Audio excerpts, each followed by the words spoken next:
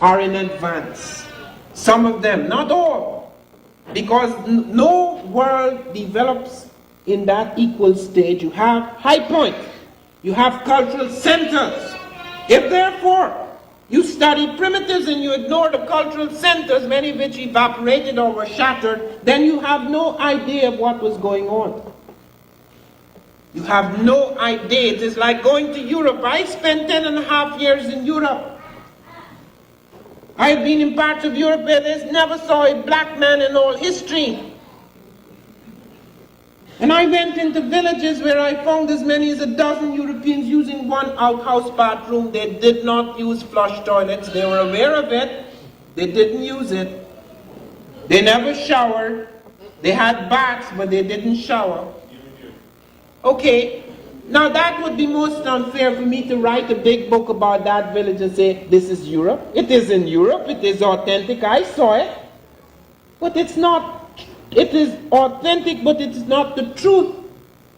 It's not the truth in the sense that even though it's a partial truth, it's worse than a lie, because that's not the way to represent Europe. Europe has gone beyond that point. So why do we do this with Africa? And it's not only done by whites. You send a black out to Africa on a holiday with a camera. They always search for the worst things they could find. They don't want anything to be proud of. They're being told by Europeans, the African is such and such, the African is such and such. Therefore, how do I capture the African? How do I prove that I went to Africa? Let me get something like that. It's not a joke, it's dead serious. Because even though it is authentic, it does not give you a sense of the very best that was possible.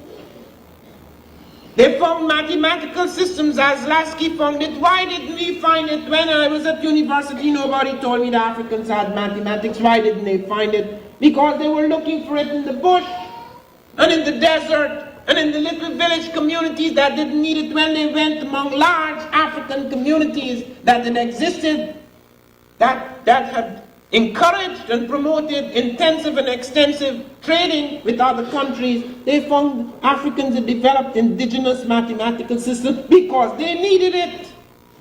But if you didn't study the large group, then you don't find it. Just like they didn't find the scripts, they just automatically assumed there were no scripts.